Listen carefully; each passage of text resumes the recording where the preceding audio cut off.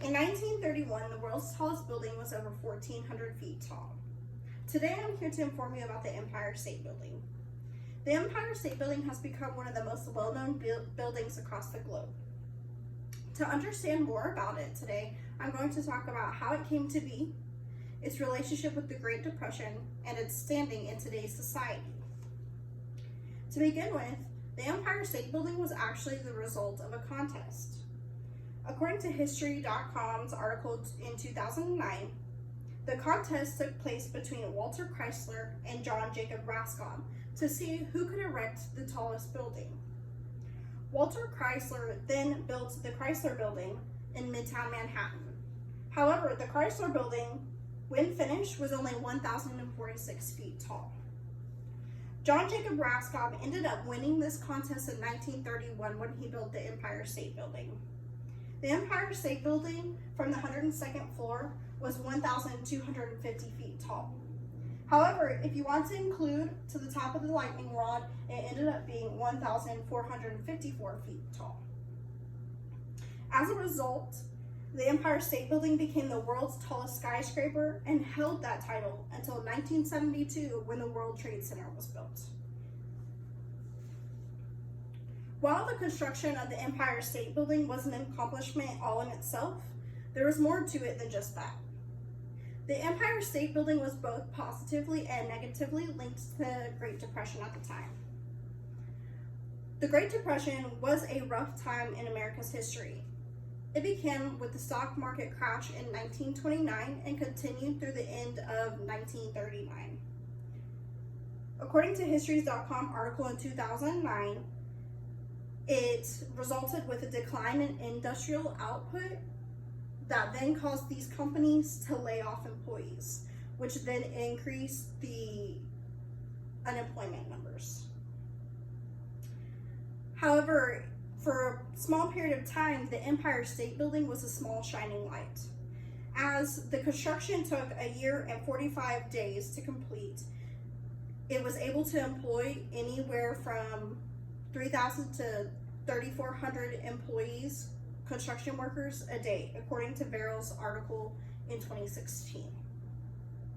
However, once the actual construction was over, the Empire State Building hit a rough patch. It ended up only having a 25% occupancy rate through the 1930s. Due to the fact that it has so many empty office spaces, it coined the nickname the Empty State Building.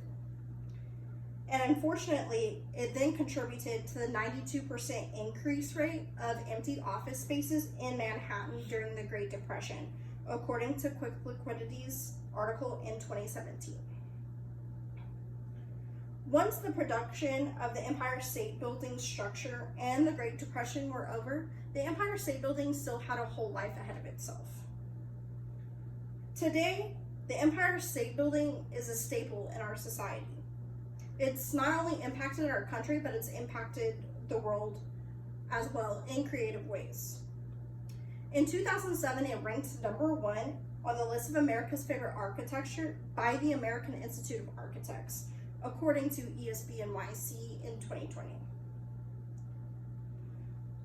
As well as being a staple in architecture, you've also seen this building as a setting of many films, one of those being the world-known King Kong, according to Walks of New York's article in 2013.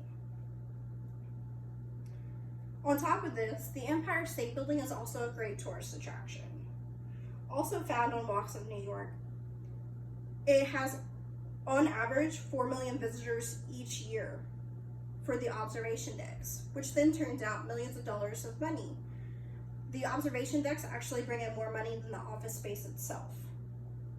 In addition to that, they hold a Valentine's Day wedding contest every year where they pick 14 lucky couples who get to get married on one of their observation decks. Surprisingly, the Empire State Building even has its own place in the athletic industry. Also, according to Walks of New York in 2013, the Empire State Building holds what they call an Empire State Building run-up. This run-up is a race from the ground level to the 86th floor observation deck. It is a total of 1,576 steps.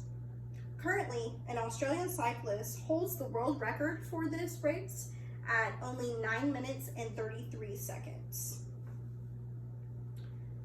In conclusion, the Empire State Building is much more than just the structure itself. Today, I talked about the different aspects of the building and its life. First, I discussed how it came about. I also informed you about its relationship with the Great Depression and its standing in today's society. There's no doubt that the Empire State Building has impacted our history and will continue to impact our future. From its beginning in 1931, there is no way of knowing where the world would be today if it had not been built.